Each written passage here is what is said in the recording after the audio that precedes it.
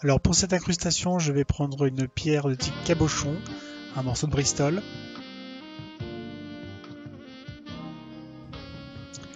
Vous prenez un crayon à papier tout simple, une jolie pierre, et vous allez la détourer le plus au centre possible.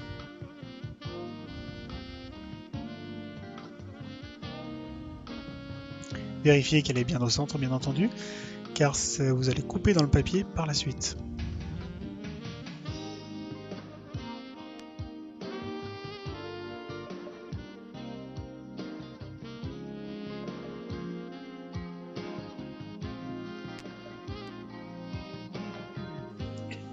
Vous prenez votre premier cercle, vous allez tracer un deuxième cercle, bon c'est un ovale mais on va faire comme ci, aux environs de 0,3-0,5 mm à l'intérieur. Essayez de bien suivre, ça vous donnera la forme que l'on va découper.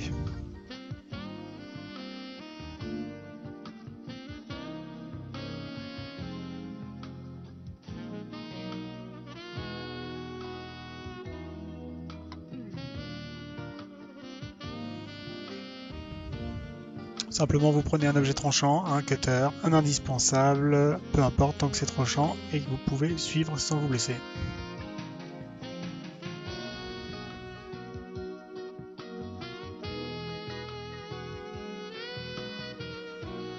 Bien entendu, vous faites ça sur un tapis de découpe, c'est beaucoup mieux pour les meubles.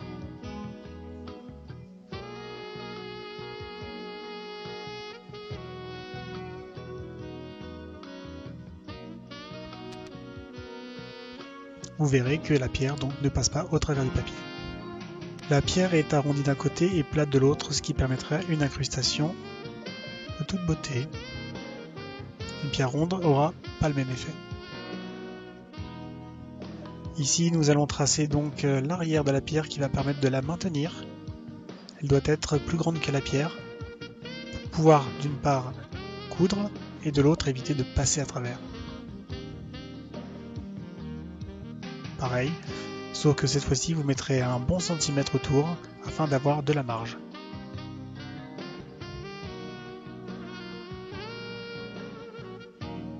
Essayez d'avoir une forme harmonieuse en suivant au maximum la forme de la pierre.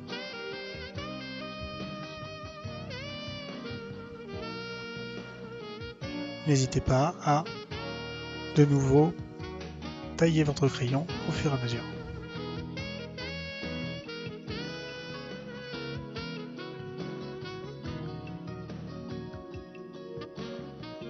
Si c'est pas très rond, vous ajustez. Vous n'hésitez pas à vous munir d'une gomme. J'en ai pas, mais bon, n'hésitez pas. Idem que précédemment, vous découpez la forme en suivant votre dessin le plus fidèlement possible. Ce sera la forme à découper dans votre cuir.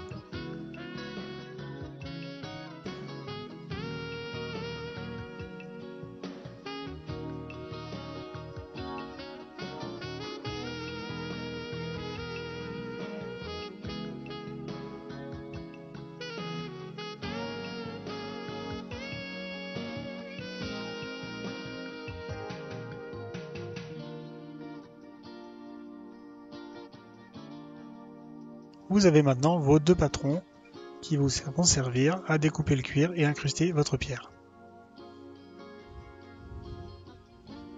Comme vous pouvez le voir, ça s'adapte parfaitement.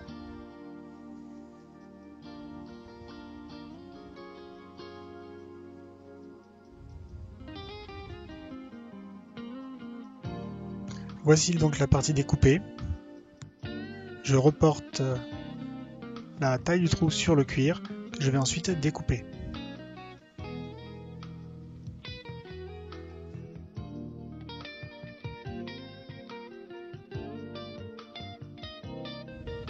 Faites attention à ce qu'elle soit extrêmement au centre.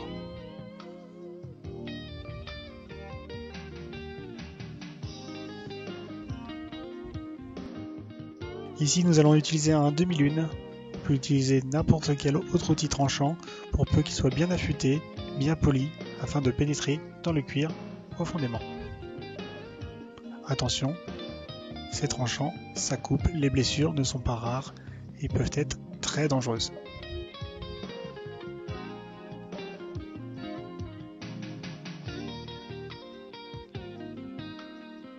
Ici, je fais des petites entailles, petit à petit, afin d'avoir un cercle, un arrondi, le plus parfait possible.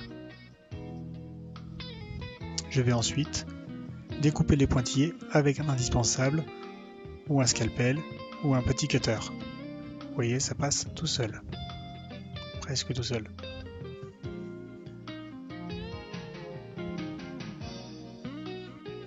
Si je tremble, c'est à cause du café.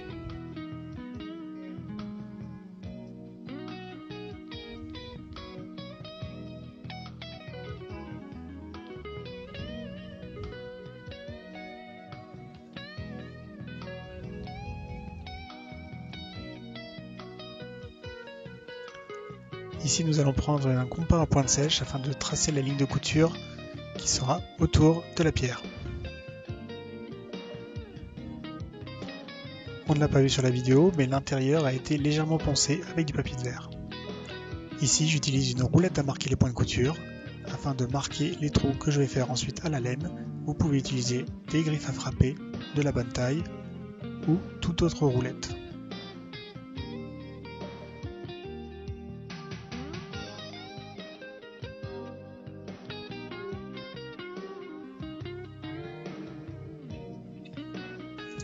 Nous allons maintenant utiliser un abacar large, très large, afin de désépaissir le contour de la pierre, ce qui nous permettra d'avoir un visuel plus joli.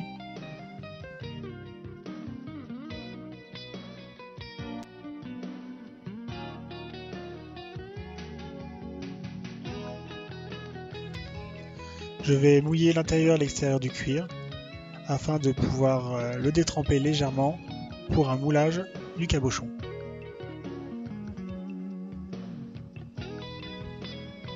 N'hésitez pas à appuyer fermement, délicatement, attention aux ongles.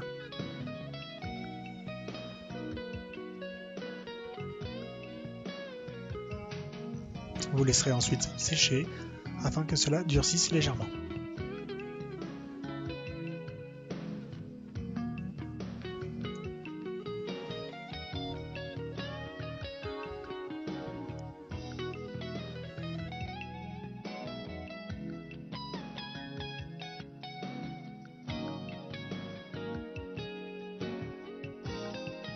Voilà, votre pierre est moulée à l'intérieur.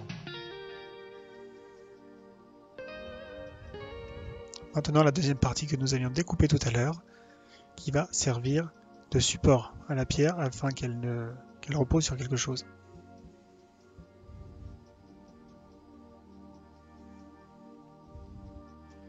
Ici encore, utilisez tout objet tranchant afin de découper votre cuir.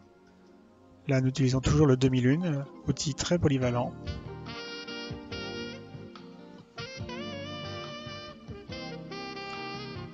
Un cercle étant une suite de droites, vous verrez que le cercle sera parfait en découpant petit à petit. Inutile d'essayer de couper en courbe, c'est moins rapide, plus dangereux. Ne laissez pas traîner vos doigts.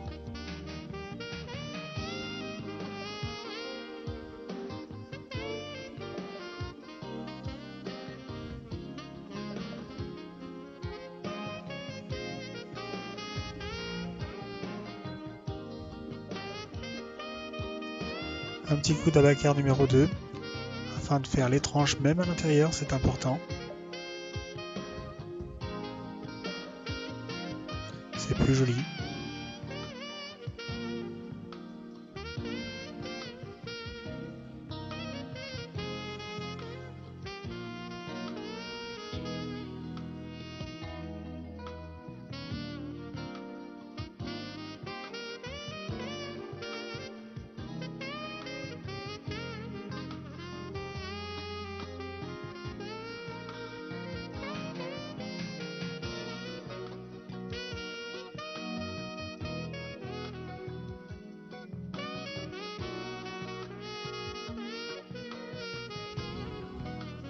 N'hésitez pas également à poncer légèrement les tranches.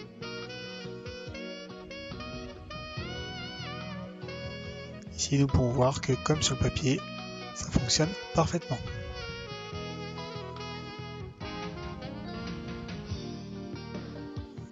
Revoici les pièces. Elles ont été donc teintées. Le travail des tranches a été effectué et j'ai même rajouté un petit produit de finition. Maintenant, nous sommes sur un travail d'assemblage avec de la colle. Ici, une base aqueuse. Meilleure que la néoprène, elle permettra d'être enlevée, comme nous le verrons un peu plus tard, plus facilement sur les surfaces. C'est une colle contact. Il faudra la laisser sécher un certain temps.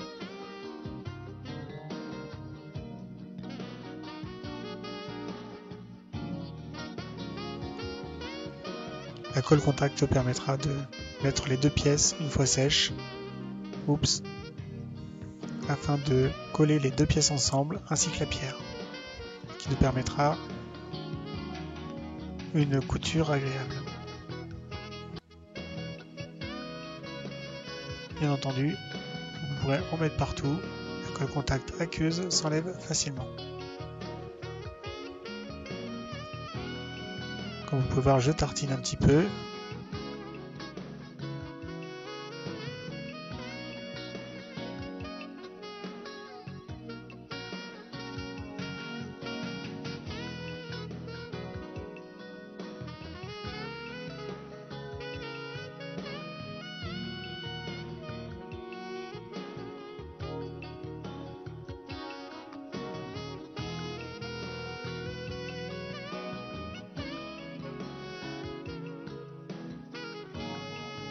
Vous pouvez laisser sécher à peu près une bonne dizaine de minutes jusqu'à ce que la colle blanche devienne transparente.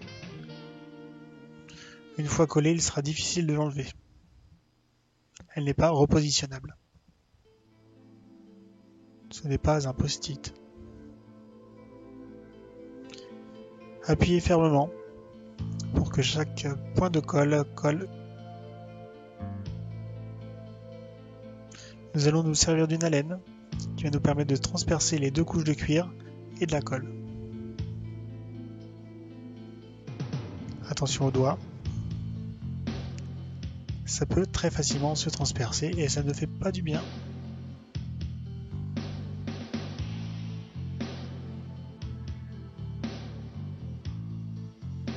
N'hésitez pas à tenir fermement les deux pièces afin que, quoi qu'il en soit, ça ne se décolle pas pendant que vous faites vos trous, afin d'éviter de percer dans le vide ou là où il ne faudrait pas.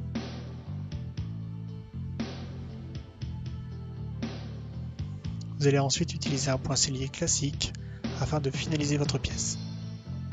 Voilà, votre pierre est maintenant maintenue, elle ne bougera plus.